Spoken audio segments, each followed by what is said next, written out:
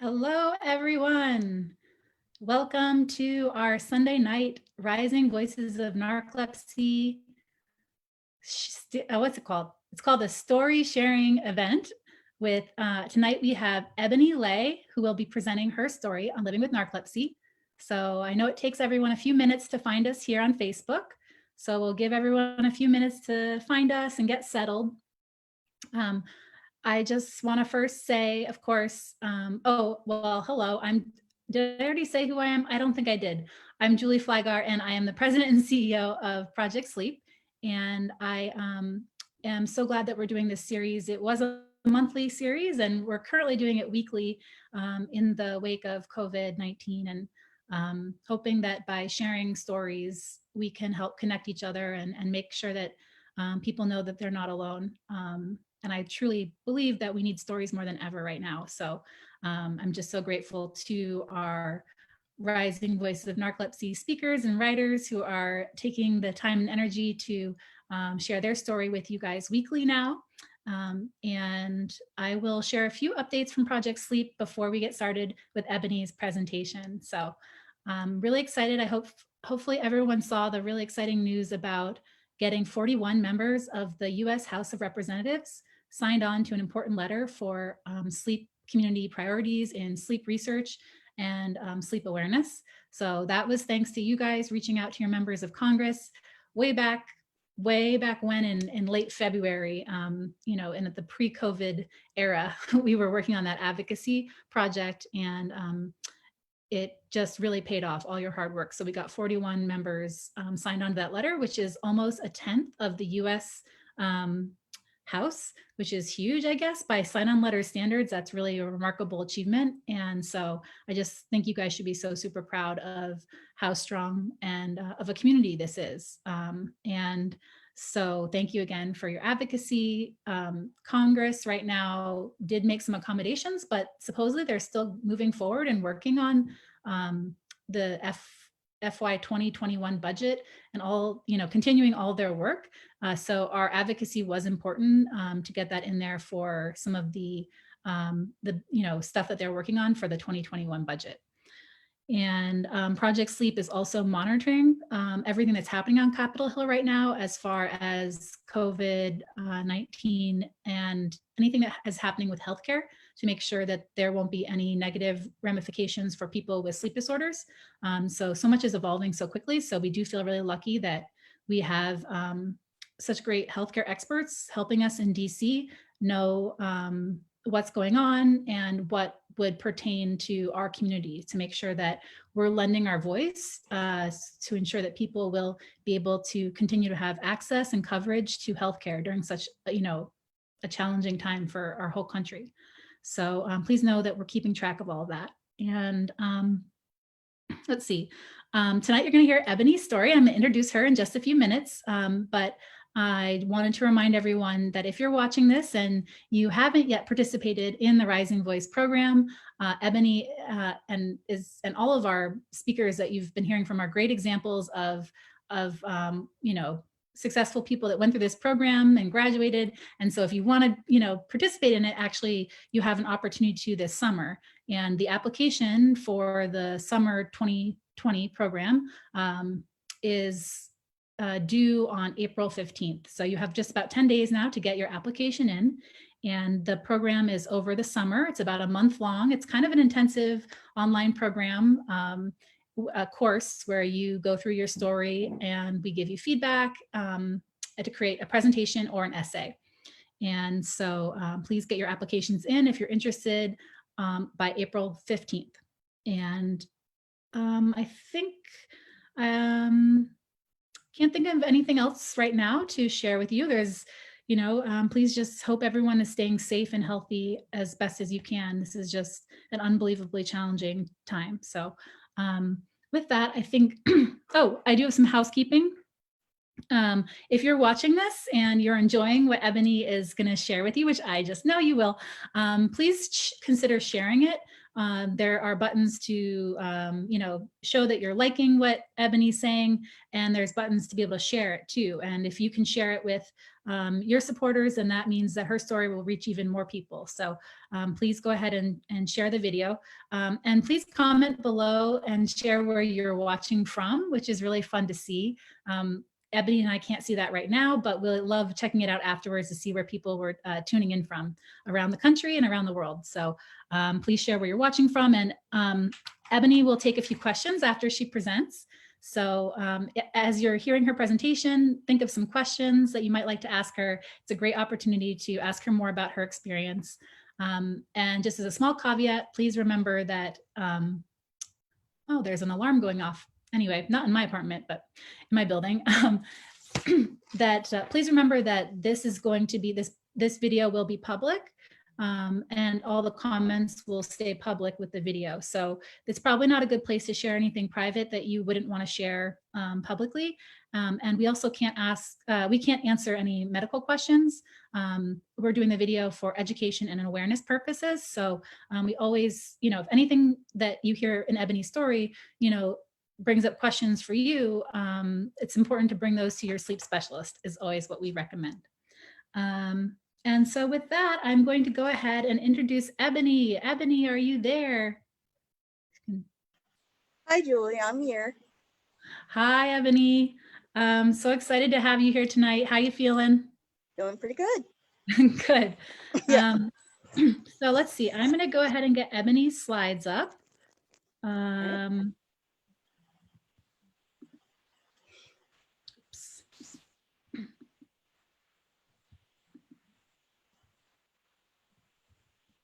Oh, let me try that one more time. I didn't think that was working. Okay, and I'm going to put that into slideshow mode. All right, so I'm going to introduce Ebony, and then she'll take it from there. Ebony Lay is a telecommunications engineer and an identical twin from Leawood, Kansas. She was diagnosed with narcolepsy and cataplexy 5 years ago. As a trained speaker with the Rising Voices program, she is sharing her story to help separate facts from myths and spread awareness about this often misunderstood neurological condition. And I'm just so excited to introduce you guys today and have you hear Ebony's story. So with that, please take it away, Ebony. All right, thank you, Julie. Okay. Hi, my name is Ebony Lay, and I've lived in Kansas for most of my life. I was raised in Leavenworth, Kansas, briefly crossing the border into Missouri after high school to attend college. As a kid, I wasn't sure if I wanted to be a veterinarian, a writer, or a detective like Encyclopedia Brown. My twin sister, who's older by 7 minutes, and I are mirror twins. So to the most discerning eye, we don't really look alike unless we're face to face. For everyone else, my parents thankfully color-coded our outfits when we were little. As you can see in the top left picture with our grandma, baby brother Jordan, and our cousin Josh. We may be dressed the same in that picture, but our hair ties are a different color. In the center pic with our mom, dad, long live and prosper, and our brother, sis threw on a greenish blue sweater to cover up the fact that she looks like me wearing that purple and pink. Even as we grew up and became in charge of our own wardrobe, we would find ourselves subconsciously dressing in our specific colors. In that bottom pic where we're having a surprise birthday party for one of our friends, that's me standing in the back in Amber's in the far right. Next slide. I was a smart egg, but an odd duck. I recall when I was about 6, one day, I saw a spider in the front door of my house, and upon my retreat, my knees buckled, and I fell face first into the doorknob. At the time, I thought I had arachnophobia because seeing spiders seemed to lead to injury. Also, as I was growing up, when I was overjoyed, excited, or just merely amused, people would come up to me and ask me if something was wrong because my smile would vanish. It seemed impossible for me to carry items and laugh at the same time. At the time, I simply thought that I was clumsy. And at the same time, growing up, I really can't remember a time that I didn't feel sleepy. But as long as I had something to do, I could stay awake to get it done. As I got older, I developed ways to get done with things faster, or I would just give up on them after a point in time, solely to sleep. One time, when I was really tired and I was talking with a good friend, I could hear the words that she was saying, but I had no comprehension as to what she meant, even though we were speaking the same language. And this wasn't a one-time thing. When I was in middle school, my mom went to my doctor about me sleeping more than usual, and after ruling out mono, lupus, or anemia, the doctor concluded that it was most likely depression. I started therapy and antidepressants, which, while it did seem to help somewhat, it had little effect on me feeling less sleepy. Over time, I just became convinced that I was lacking motivation or I was just lazy. I remember there was one evening when I was 17 and having a sleepover with my friends.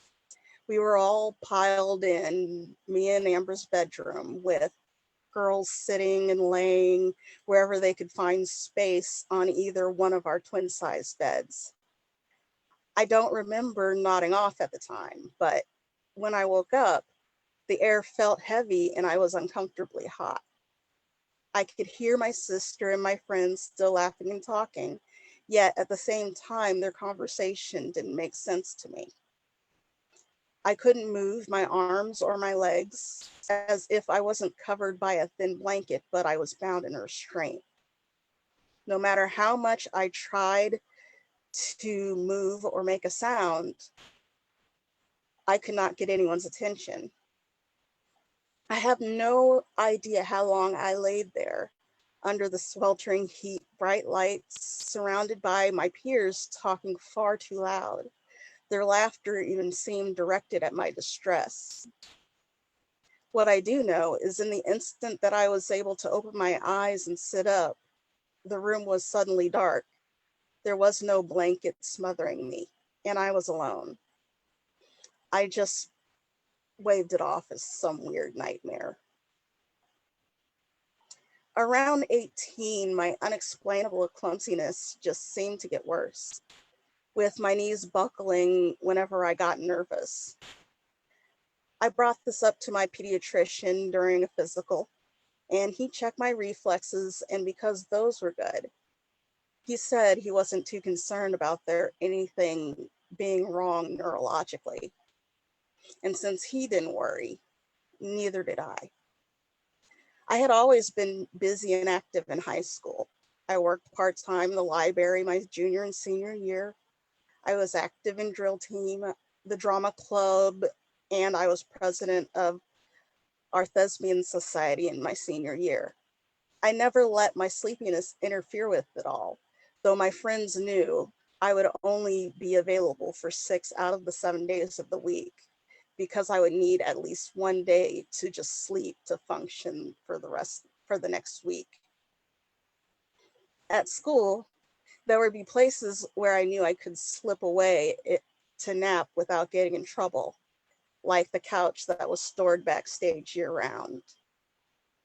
Also, whenever it was slow at the library, I could pretend to study, as in the top right picture there. Instead of being hard at work studying, I was snoozing.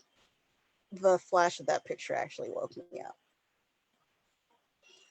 After high school and a couple of years of college, I started working mostly freelance and temp to full-time staffing gigs until I was hired by a telecom company that provided me with on-the-job engineering training. Before I became an engineer full-time, I was considered a hard worker, but a terrible employee because at every job I struggled arriving to work on time, or I would be warned, or I'd get in trouble or written up for taking too much time off for doctor's appointments or calling in sick randomly because I needed to sleep in that entire day. Next slide. By 31, the sleepiness that had been merely an inconvenience became overwhelming to where staying awake, even if I wanted to be awake, was becoming harder and harder for me to do. Despite feeling exhausted all the time, I also started to dread sleep because every instance I would find myself waking up unable to move, unable to speak, and not sure if I'm even breathing. I would sometimes see the front door of my apartment swing open, the darkened hallway brightening as the sunlight would break through the open door, and I would see the shadow of a large man approach as he would storm past the foyer into the bedroom. Just as that figure approaches the bed and is upon me, they vanish and I can move again. I began hearing alerts on my phone that I reserved for emergencies, only to find that there were no new notifications on my phone waiting for me. Even after removing the ringtone from my phone entirely, I would still find myself startled awake by that distinct chime. By now, I was convinced that I was going insane, but I was too afraid to say that out loud to anyone. But I still went to my primary care doctor in hopes that I could just find some way to sleep undisturbed through the night. And it was then that she had referred me for a sleep study, but to rule out sleep apnea. When the sleep study came, the sleep technician reviewed the answers from the questionnaire that they provide you at the start of the sleep study. She left and then she came back into the room because she wanted to talk to me about checking yes to whether I felt weakness when I was upset. I paused and then answered truthfully, wondering if I had checked the wrong box. But then she pulled up a chair and explained that it was a possible symptom called cataplexy. Then she had asked me if I had heard about narcolepsy. I nodded, thinking back to the movies that I've seen. Then she asked if I thought I could have narcolepsy, to which I scoffed and assured her that it's okay, I could stay awake if I chose to. Next slide. Before wiring me up, she took the time to explain what narcolepsy was, and like magic, she began defining all of the weird experiences I'd been having over the years that I had been too afraid to tell anyone because I feared that I'd sound crazy. When I had admitted as much to her, she gave me a hug and told me that it's okay. It's not all in my head. The sleep study confirmed what she had already suspected. I was officially diagnosed with narcolepsy with cataplexy at 32 years old, about 26 years after first experiencing symptoms. The symptoms vary by person, but they might include excessive daytime sleepiness, periods of extreme sleepiness during the day that feels comparable to how someone without narcolepsy would feel after staying awake for 48 to 72 hours. Cataplexy, which is a striking sudden episode of muscle weakness that's usually triggered by strong emotions such as laughter, exhilaration, surprise, or anger. The severity may vary from a slackening of the jaw or a buckling of the knees to falling down. The duration may be for a few seconds or several minutes, and the person remains fully conscious the entire time, even if they're unable to speak. during the episode, and that's kind of like with my arachnophobia, or people thinking that I'm upset even though I'm in a great mood, or dropping things when I'm laughing. That's cataplexy. Hypnagogic and hypnopompic hallucinations. Those are the visual, auditory, or tactile hallucinations that people get upon falling asleep or waking up. These can be frightening and confusing, sort of like the um, the mystery intruder or the phantom ringtone. Sleep paralysis is the inability to move for a few seconds or minutes upon falling asleep or waking up. It's often accompanied by the hypnagogic or hypnopompic hallucinations. Uh, what happened at my sleepover, and the instance when I couldn't move when someone was breaking in. Uh, the Then there's also disrupted nighttime sleep. That, unlike public perceptions, people with narcolepsy do not sleep all the time. It's just that the timing of sleepiness is off with narcolepsy. So one might fight sleepiness during the day, but struggle to sleep at night. Next slide. The diagnosis typically includes a 24-hour sleep study that includes a nighttime portion, the polysomnography, and a daytime nap portion, which is the multiple sleep latency test, to record one's brain waves. The diagnosis is mainly based on how quickly and frequently one goes into rapid eye movement, aka REM, the dream stage sleep during those tests. Next slide. Narcolepsy is a chronic neurological condition that impairs the brain's ability to regulate the sleep-wake cycle. It affects 1 in 2,000 people, 200,000 Americans, and 3 million people worldwide. There's currently no cure for narcolepsy. There are 2 forms of narcolepsy: narcolepsy with cataplexy and narcolepsy without cataplexy. Recent research suggests that narcolepsy with cataplexy is caused by a lack of hypocretin, a key neurotransmitter that helps to sustain alertness and regulate the sleep-wake cycle. Less is known about narcolepsy without cataplexy. Next slide. The treatment for symptom management varies widely by person, and it often takes a very long time to find the right combination of treatments. Those treatments may include wake promoting or stimulant medications to increase alertness in the daytime, sedative medications to increase deep sleep at night, antidepressant medications to decrease occurrence of cataplexy, and scheduled daytime naps, coping strategies that varied widely by person, but may include social support such as meetup groups and social media, improvement in general health and wellness through sleep hygiene, diet, and fitness.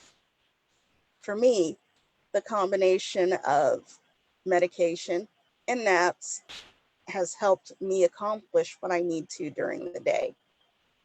There was a point during my treatment where I had to learn to temper my expectations, because I thought that, hey, now I have options that will fix me and I'll become the person that I always knew I could be, only to find out that the treatments only helped manage the symptoms, but that I'd never be completely free of them. To cope, counseling and joining support groups helped me the most, because often to this day, the hardest struggle I have is with the pressure that I put on myself.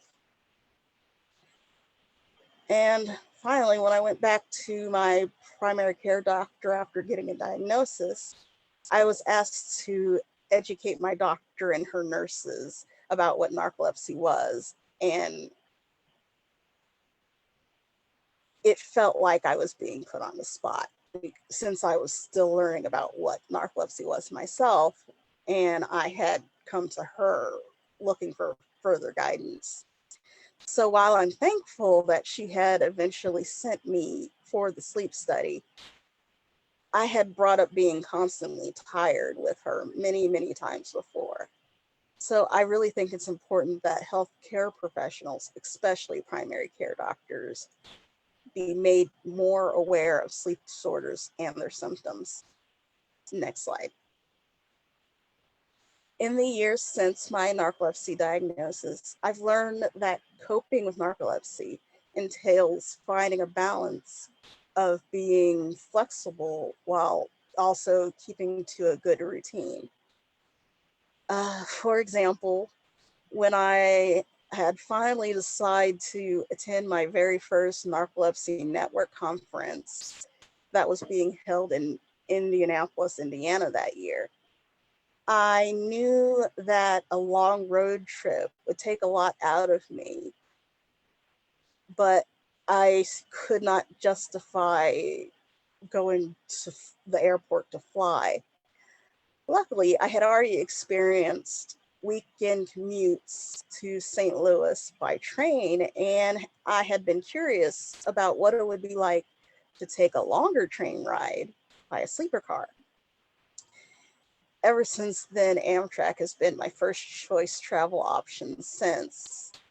And so far, I've been lucky that the Narcolepsy Network conventions have seemed to pick cities with connections to Amtrak stations. When my cataplexy makes a rare appearance these days, patience and having a good sense of humor keeps me going. Socializing in the evening is still difficult, in part that if I'm invited out for food and drinks, I can't really partake because I've already started fasting so that my bedtime medication is more effective.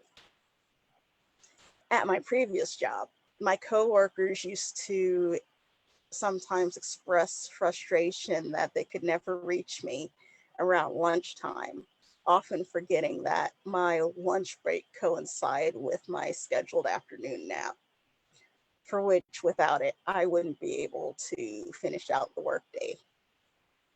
Next slide. I have accomplished much long before my narcolepsy was ever diagnosed. I edited an online magazine that had invited me to anime conventions in Los Angeles and Seattle. I was able to support my twin sister when she was discharged from the Army with a leg injury that needed multiple surgeries. She was later diagnosed with complex regional pain syndrome, with another neurological disorder that, oddly enough, is affected by the same area of the brain as narcolepsy. We're always comparing what symptoms we have that are similar but different. That I worked myself up from an admin assistant to a telecom detail engineer within a few years is something that I'll always feel immense pride for.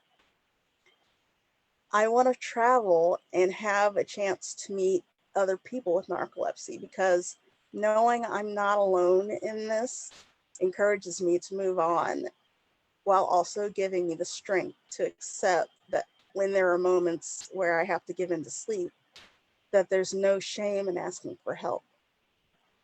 In spite of living with narcolepsy, I've worked in the competitive STEM field, which helped me find that I love to investigate, research, and implement solutions. Next slide.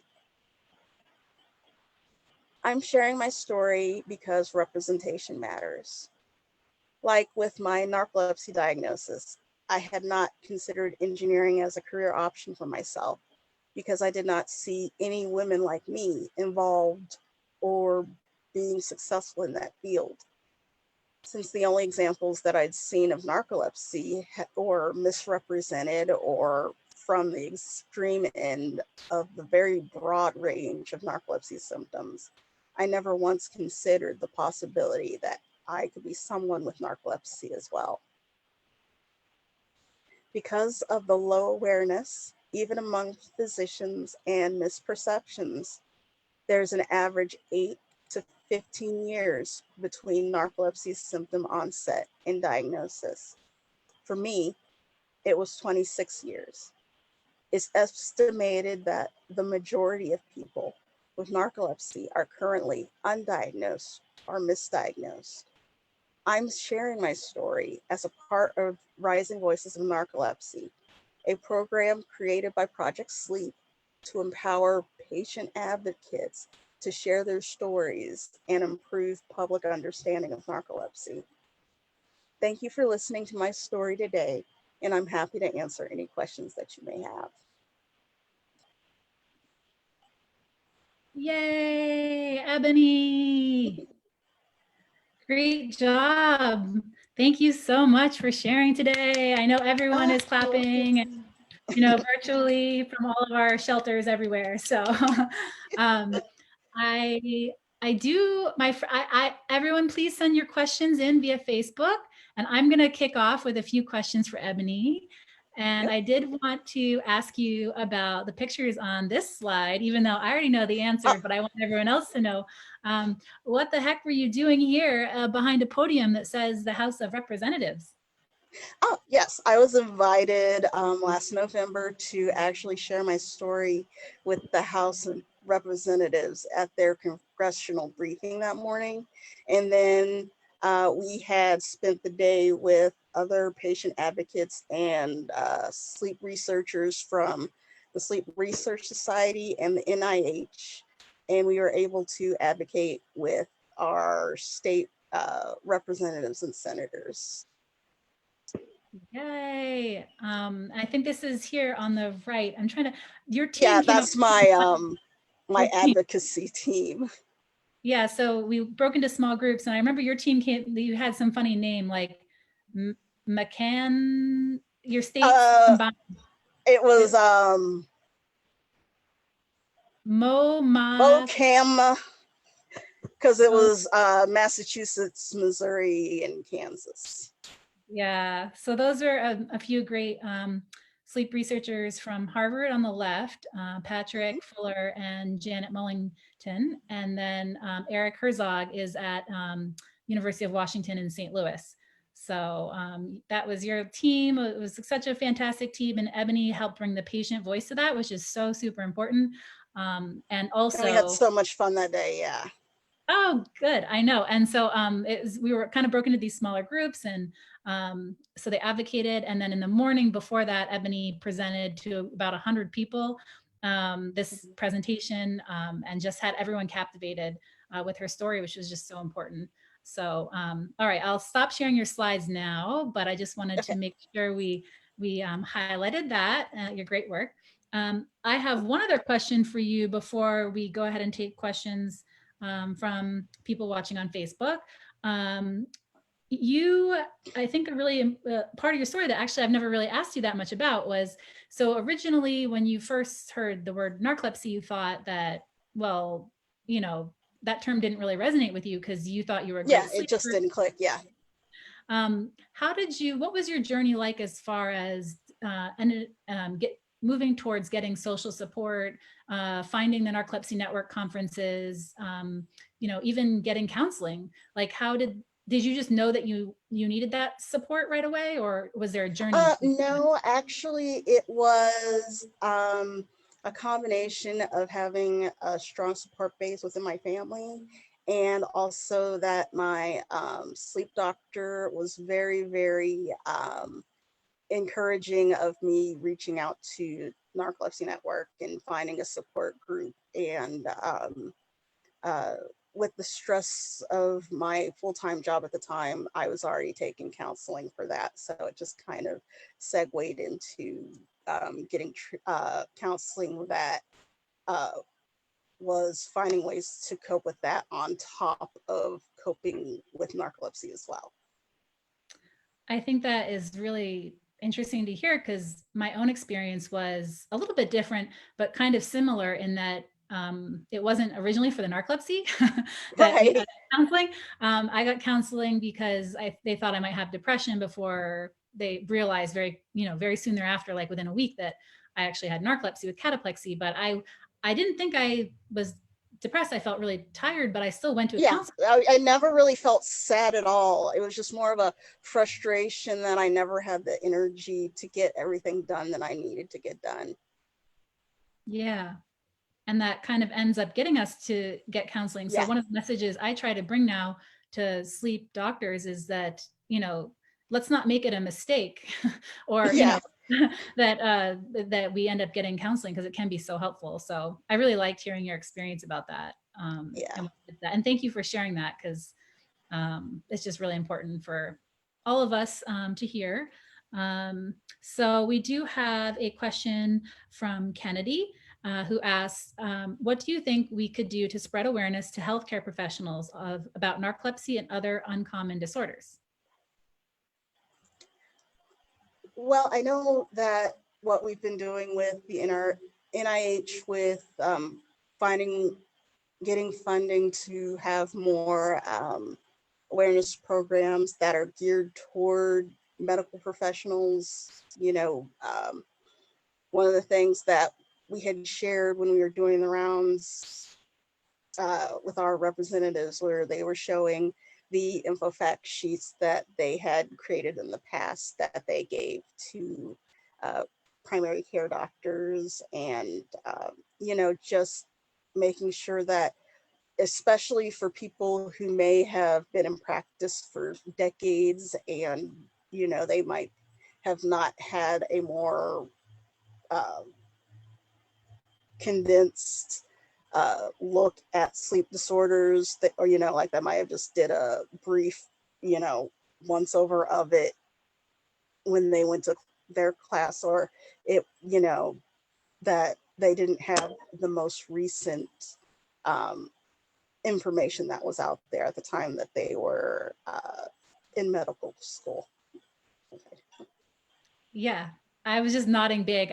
So I don't know if anyone could see how much I was nodding when Ebony was speaking. So I think that's a great question, Kennedy. There's so many different important ways to approach awareness. And I think everyone's efforts matter. And it's not going to change overnight, but we are making advancements. So what Ebony's is talking about is a very high level approach, which is working on advocacy to get the federal government to fund sleep awareness work. And that will be hopefully, we've been working very, very hard on it, especially this year, even more so. And if we're able to get funding for sleep awareness work, that would be for both professionals and for the public, because both are important target audiences. So those efforts are important. The Rising Voices program, a lot of our advocates are speaking to people in med school, nursing school, pharmacy schools. And but those are just two approaches, and there's just so many different ways that we need to raise awareness through the media and through individual touch points. So yeah, I guess, I could talk about that all day. But Yeah. there are, great nonprofits, including Project Sleep, Narcolepsy Network, which Ebony's mentioned, along with Wake Up Narcolepsy and the Hypersomnia Foundation. Those are some of the major ones in the United States that are working a lot on awareness, and then other ones around the world as well. So definitely check out what we're doing, and anything you can do to even just tell one person is so Yeah. important. And then also being your own advocate, like even being put on the spot with my primary care doctor, it was a chance for me to actually put in her mind of what, the symptoms that, she had seen in me over the years that got overlooked, that she could go in her mind that if she ever has another patient that is struggling similarly, that, maybe the next course wouldn't be to try a new, you know, antidepressant or something like that, but to go in for a sleep study. Exactly. Actually, I never went back to the primary care doctor that totally missed mine. Yeah. And I really should have, because, you know, that would have been great to educate her. Yeah. Don't know if we have any other questions at this moment. I'm not seeing any other come through to us here. But I guess I'll ask you one more question and then see if we get any others from the audience. Um, what do you think made you want to get involved with the Rising Voices program? Um,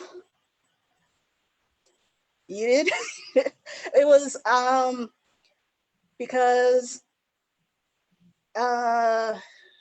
when I had met you, it was at a very, I was kind of like at a crossroads in my life where I was getting to that point where I was almost okay with having narcolepsy, but I still hadn't found my voice to where I felt comfortable of sharing that with other people.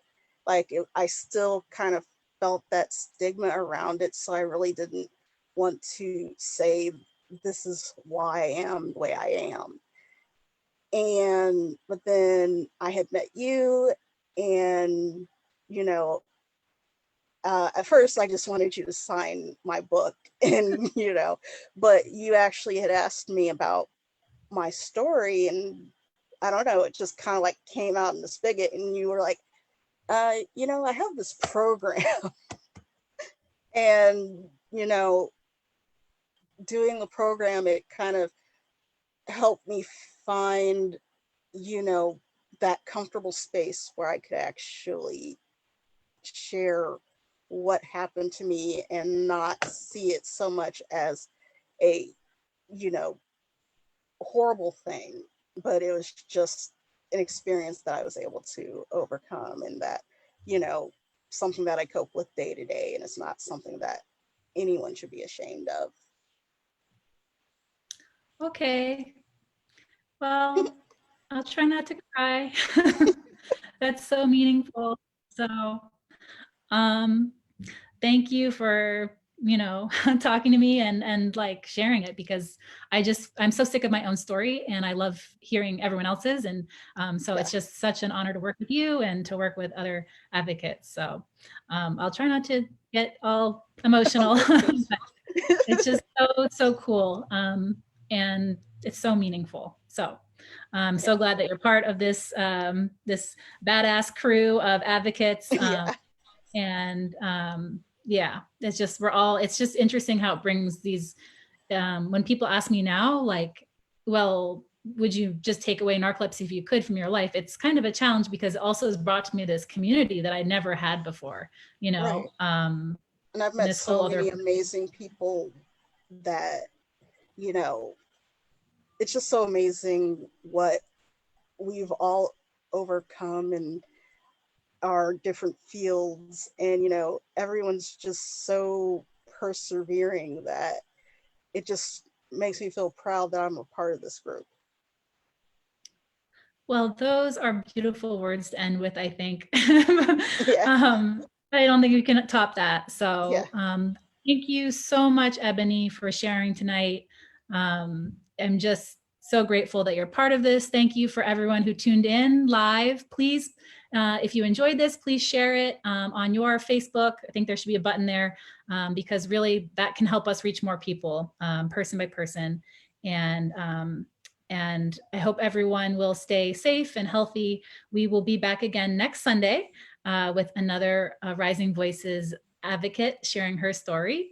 I think we'll announce that in the next couple of days, so stay tuned for that. And with that, we will go ahead and say good night. All right. Good So night, everyone. Thanks for coming in tonight. thanks, Ebony. All Good night, right. Good everyone. night. Bye.